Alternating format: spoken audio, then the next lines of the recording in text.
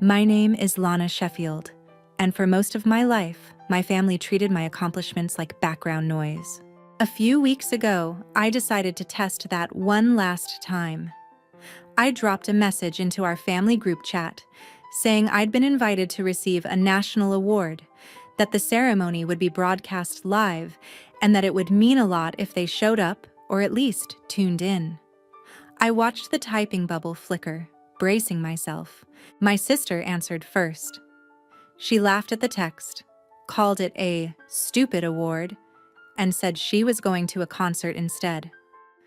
A moment later, my mom chimed in. Then my dad added the line that stuck with me. Don't blame us if we don't go, like my biggest night was some optional errand I was trying to guilt them into. I read their messages twice. I didn't argue, didn't explain what the award actually was, didn't tell them who would be in that room or how many people would be watching. I just smiled, typed a single word, "All right," and put my phone face down on the table. That decision changed everything. The night of the ceremony, their concert tickets didn't stop what happened next. While they were screaming along to songs, my name was being read out on live television, my face filling the screens above their heads, and suddenly, everyone around them knew exactly who I was, long before my own family really did. Before I tell you what he said, and what happened after I walked out, tell me, what time is it for you right now? And where are you watching from?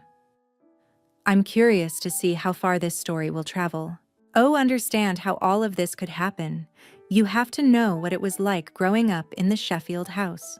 On paper, we looked like any other family in a quiet Las Vegas neighborhood. In reality, our roles were set long before I was old enough to notice. I was the kid who handled things, the one teachers never had to worry about. My older sister, Blair Sheffield, was the person everyone revolved around. If Blair had a game, a rehearsal, a new obsession, the week bent around her schedule. My younger brother, Corey Sheffield, was the baby who got away with almost everything as long as he kept people laughing. My mom, Donna Sheffield, liked to joke that she had a star, a helper, and a comedian. She never meant it to be cruel, but it told you exactly where I stood.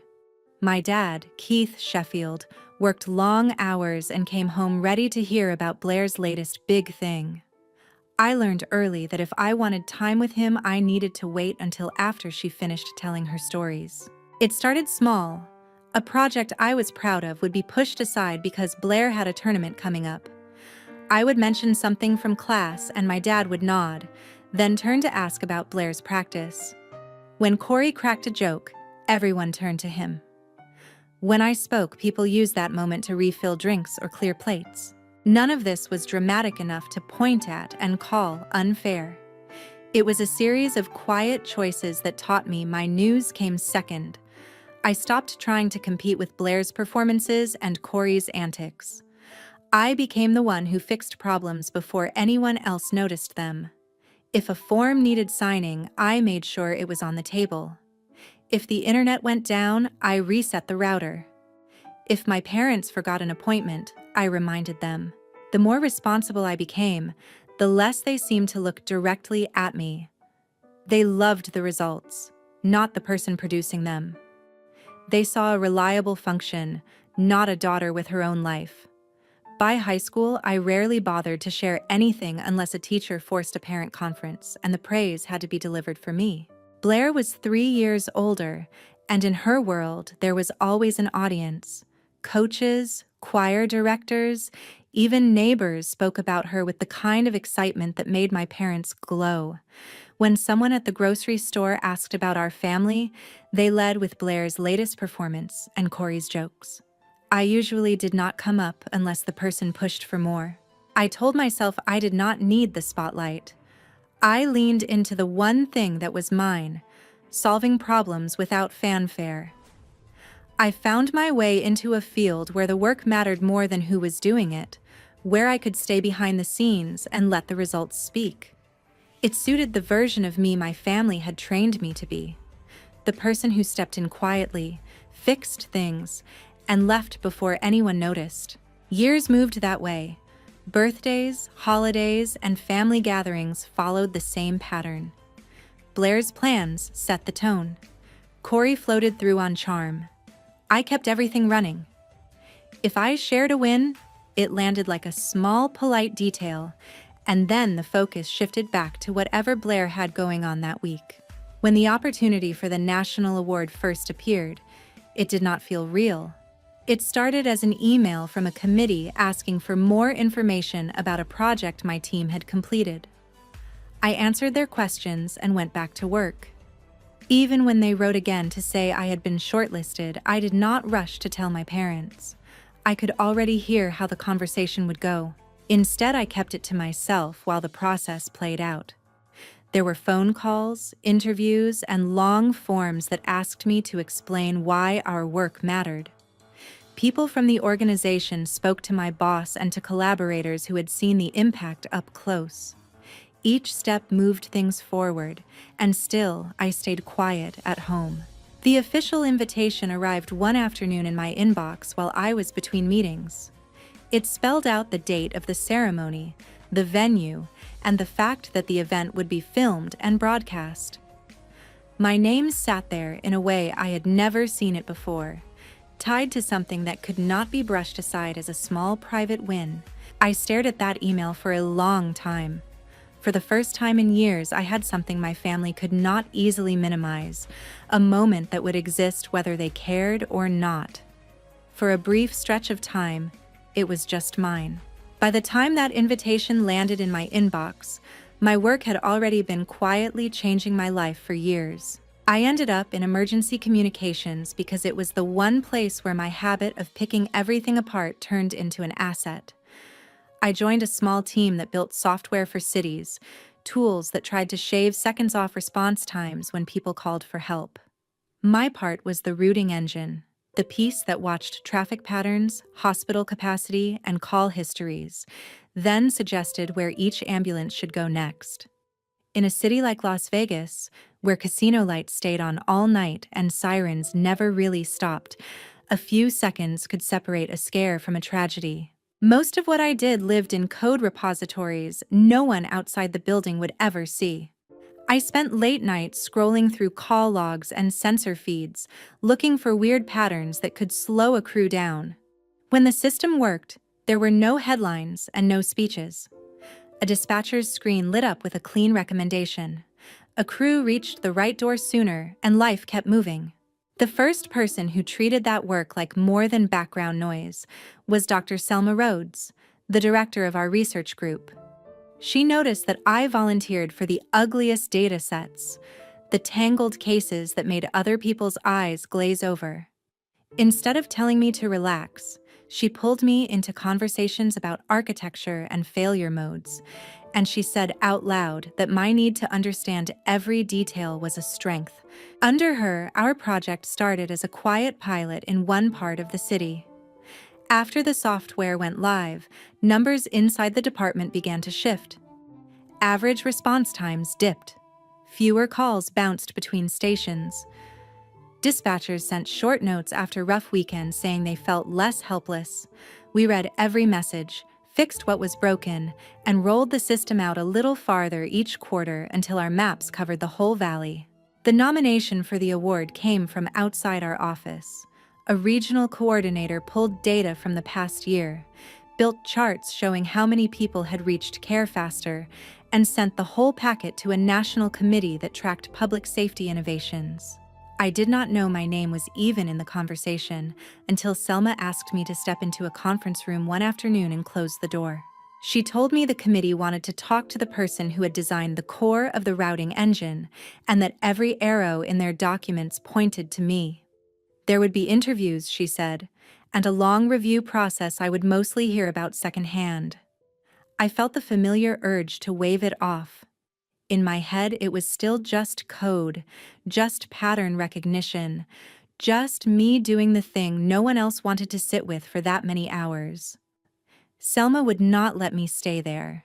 She reminded me of overnight shifts spent watching live dashboards, of the stubborn bug that had taken an entire weekend to trace, of the time a dispatcher called our on-call number in tears because the new system had moved a crew into position just in time.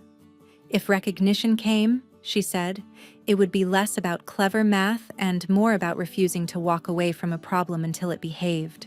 The review stretched over the next few months.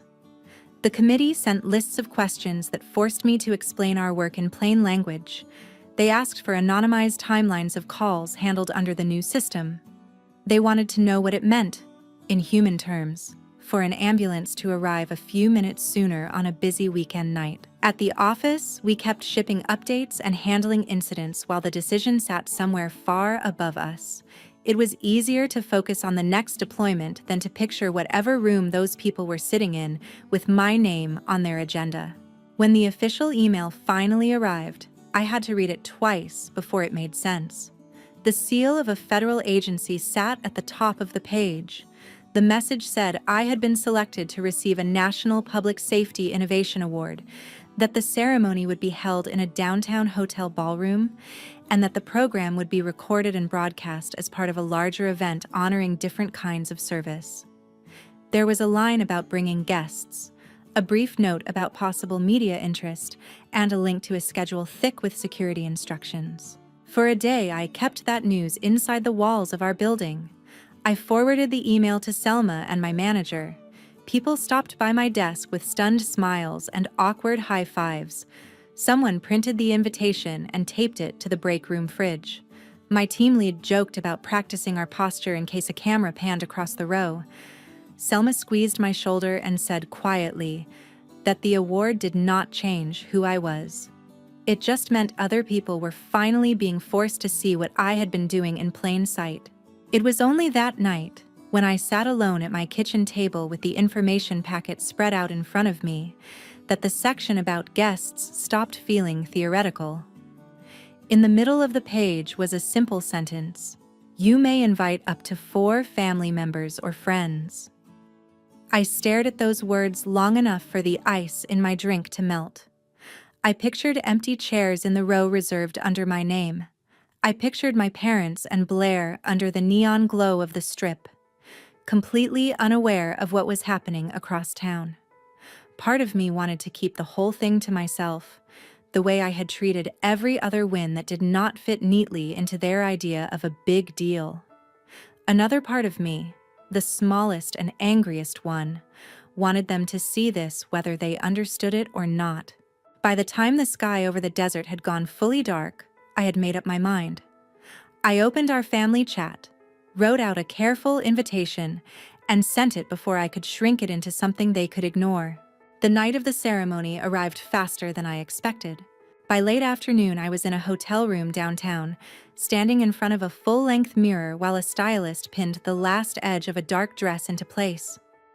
The invitation had called for formal wear, the kind of polished look I usually only saw in news segments and fundraising galas.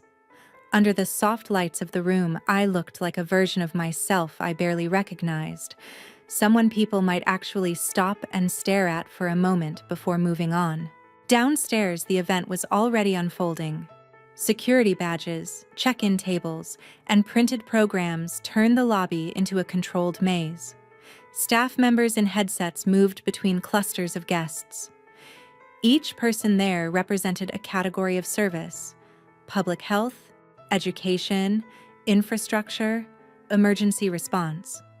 My name sat in the middle section of the program, tucked between people I had only ever read about in briefings.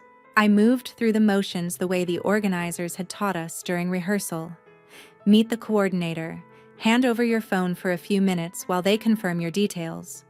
Pose for a quick photo in front of a banner with too many logos. Accept a badge with your name and the word honoree under it. Follow a staff member into the ballroom where cameras waited on silent tripods. The room felt unreal.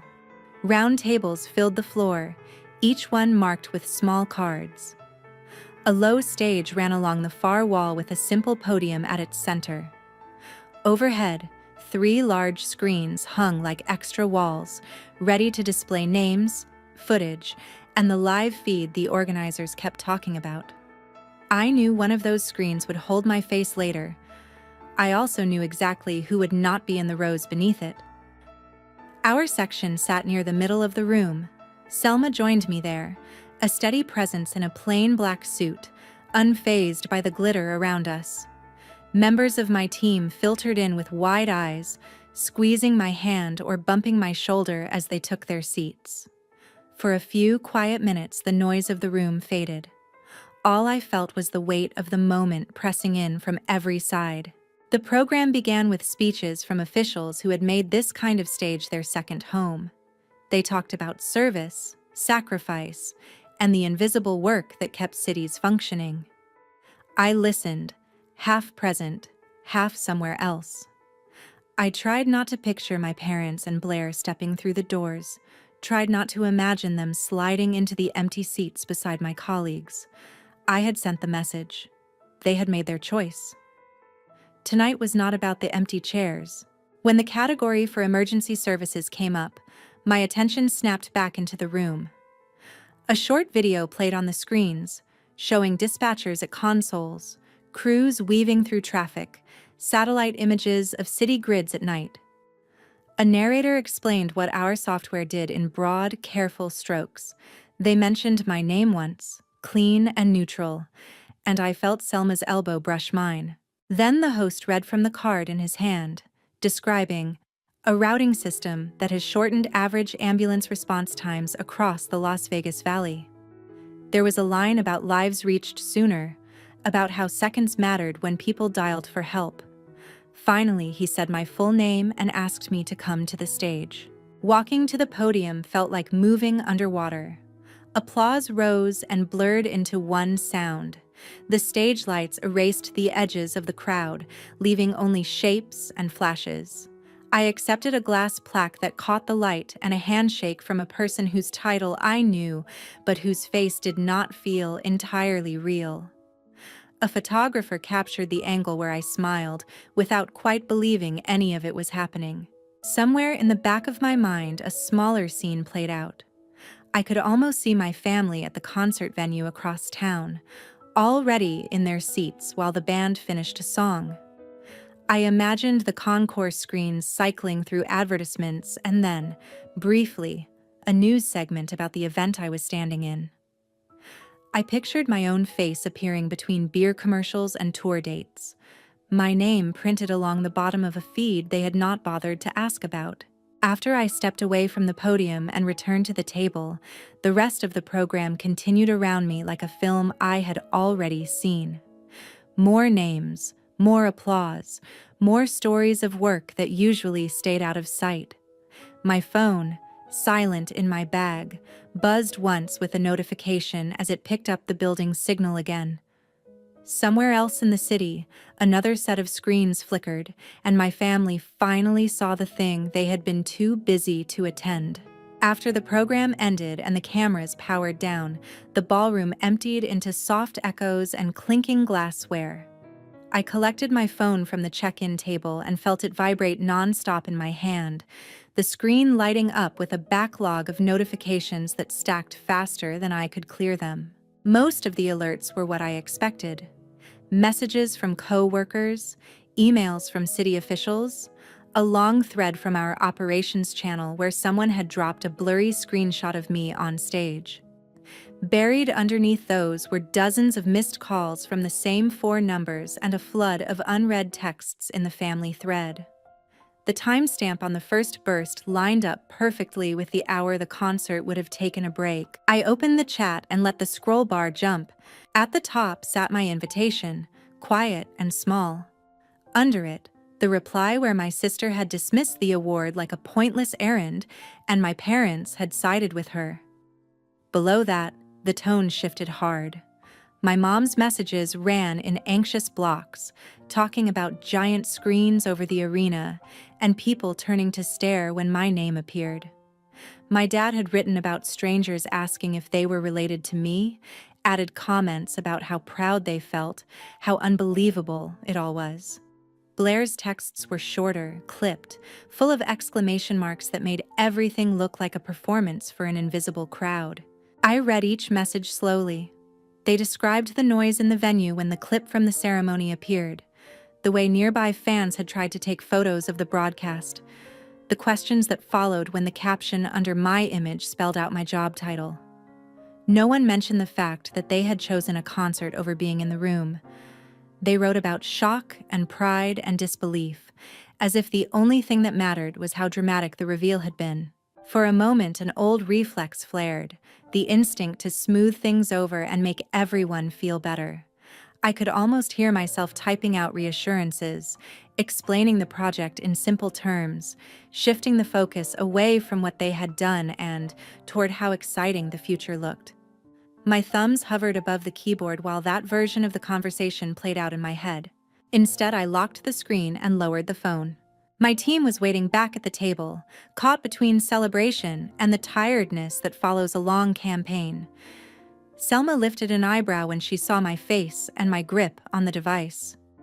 I shook my head once, not ready to unpack it, and let myself be pulled into the small, practical tasks of the evening, finishing the group photo, thanking the organizers, figuring out which rideshare line to stand in outside the hotel. By the time I reached my apartment, the city had started to quiet. I set the plaque on the counter, kicked off my shoes, and finally opened the phone again. The unread badges had multiplied. Alongside the family thread were messages from distant relatives, old classmates, neighbors from the cul-de-sac where I grew up. Links to news clips sat under their notes, with captions about how wild it was to see my face during a night out on the strip. Back in the family chat, the tone had shifted again. The frantic shock of the first wave had cooled into something more calculated. My mom was asking if the local news might want to talk to them about what it had been like to raise such a dedicated daughter.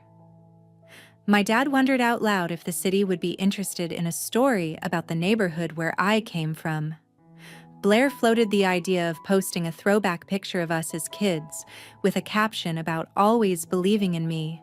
I scrolled until I reached the point where their new plans sat directly above the lines where they had brushed off the invitation.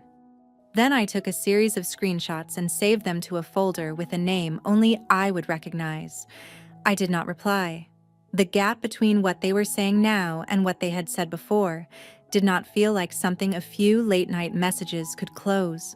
Outside my window, the strip glowed in its usual colors, indifferent to who had been cheered in ballrooms or concert halls that night. Inside my living room, for the first time in a long time, I let myself sit with the truth of what their words actually meant.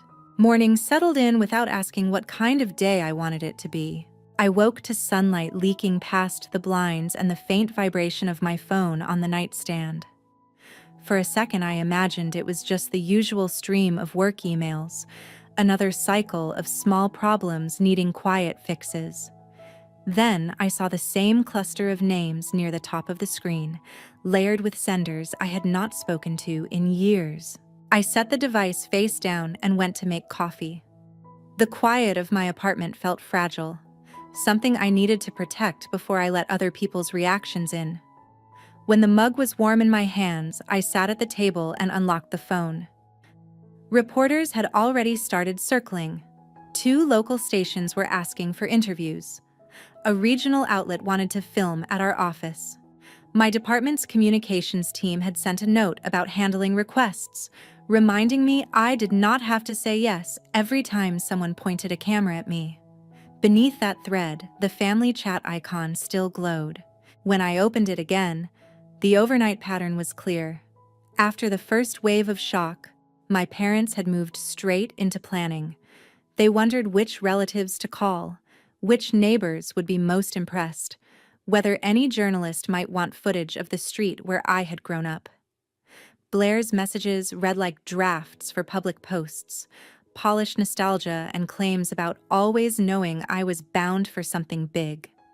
Corey had added a few scattered reactions, as if he was trying to keep his balance without picking a side. I scrolled past everything until I reached the blank line at the bottom. Anything I wrote there would be reread and folded into whatever story they told about us. The difference now was that I finally understood I had a say in how much access they got to the version of me the world had just met. I typed slowly, checking each line before I let it stand. I kept the message short. I acknowledged that the ceremony had been a big moment. That yes, it was strange to see my face on screens in places I had never set foot. Then I drew a boundary. I said I did not want interviews framed around our home life, that I would not participate in features about my childhood, that any story I agreed to tell would focus on the work and on the people who depended on it. I also said it hurt to watch them scramble for ways to benefit from something they had been so quick to dismiss. I did not quote their earlier replies. I did not need to. They were there in the scroll history, and the people most determined to ignore them were the ones who had typed them. I finished by asking them not to contact my coworkers or anyone from the department, and by saying that if a reporter approached them, I hoped they would choose honesty over image. When I hit send, the typing indicator appeared almost immediately. For a few seconds, it flickered on and off, as if no one could quite decide who should speak first. Eventually, my mom's reply arrived in a tight block of text that tried to cover every angle at once. She insisted they were just excited, that they were proud in their own way, that I was overthinking as usual. My dad's response came next, more clipped. He wrote that I should not tell them how to talk about their own daughter, that they had sacrificed plenty over the years, that he did not appreciate being made to feel like a villain on a night that should have been a celebration. Blair did not send a paragraph. She fired off a few messages instead, each one sharper than the last, accusing me of being ungrateful, of trying to embarrass them, of acting as if I had raised myself. Their words landed with less force than they might have even a year earlier. Instead of reshaping my sense of what had happened, they sounded like echoes from a room I had already stepped out of. I read them, waited to see if any part of me wanted to jump back into the familiar argument about who had done what for whom, and felt only a tired kind of clarity. I closed the chat without replying and opened the email from our communications team again. They had attached a short media guide about boundaries and not feeling obligated to share details that made me uneasy. Near the end was a line about how the people closest to us could sometimes be the least prepared for public attention, and how it was okay to enforce distance. Looking at those words, I realized I did not have to wait for anything to change. Distance was not a punishment here. It was a set of coordinates I could choose for myself. I went back to the family thread one last time and muted it for a full year. Then I opened the individual conversation windows one by one and switched their alerts off as well. The messages would still arrive if they sent them, but my home would stay quiet unless I decided otherwise. The weeks that followed did not feel like a victory lap. They felt like a reset. At work, the award turned into a kind of shorthand. New people joined the team and had to be told why strangers sometimes showed up with cameras. Dispatchers stopped me in the hallway to share small details I never saw on a dashboard. A child who reached a hospital before a seizure spiraled. An elderly neighbor who did not have to spend a night alone on the floor because a crew arrived fast enough to help her back up. Selma used the media attention to push for more funding, more staff, more stubborn people who hated unsolved problems as much as I did. Inside that momentum, my personal life rearranged itself around quieter choices. I kept my phone number, but I removed the family thread from my home screen. I went to dinner with coworkers who had become friends, people who knew how much the project had cost and did not need me to shrink it to make them comfortable. I met with students visiting the department, answered their questions about burnout and purpose, and told them plainly that the work mattered more than any headline. Occasionally, pieces of my old life slipped through. A mutual acquaintance would mention that my parents had framed a news clipping and hung it in the living room. Someone from our street back home would send a direct message saying my mom talked about me nonstop at neighborhood gatherings now, always skipping the part where she had skipped the ceremony.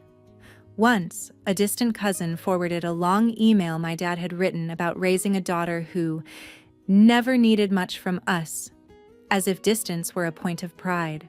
I read those secondhand updates the way I might read a weather report for a city I no longer planned to visit. They described conditions that could not hurt me unless I stepped back into them. I chose not to. Blair tried a different route.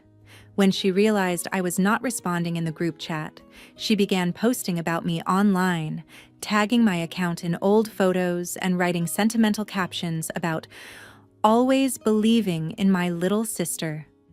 I sent her one direct message, my first in months, stating clearly that I did not want our relationship presented that way, and that if she continued, I would block her everywhere and ask the department's legal team to step in if necessary. She removed the tags. She kept posting, but without my name. That was what consequences look like in my world. Not public scenes or dramatic confrontations, just a series of closed doors. My parents could brag to anyone who would listen, but they could not reach me directly. Blair could perform nostalgia for her audience, but she could not rewrite what had actually happened. Corey could sit on the fence as long as he liked, but the path back into my daily life had been cut off the night they decided a concert mattered more than showing up. What stayed open were the parts of my life I chose with intention. I kept working on the routing system and the projects that followed it. I volunteered to mentor interns who reminded me of the version of myself that once sat in a childhood bedroom, quietly teaching a computer to listen. I joined a small group that reviewed near misses and tried to learn from each one, not because a committee might notice, but because somewhere on the other end of a call, a stranger was waiting. If there is any lesson in all of this, it is not that success fixes the past or that public recognition heals private neglect. It does neither. The real change came when I stopped treating my family's attention as a prize I had to keep earning. I built a life where the people closest to me knew what I did, cared about why it mattered, and showed up long before a camera ever did. If you take anything from my story, let it be this: you are allowed to draw your own lines. You are allowed to decide which invitations matter and which do not. You are allowed to walk away from people who only remember your worth when someone else spells it out for them on a screen. Distance is not cruelty when it keeps you whole. Thank you for staying with me until the end of this story. If it made you think about your own boundaries or the way you value the people around you, take a moment after this video to check in with yourself and with the person in your life who might still be waiting for someone to show up when there are no lights and no applause.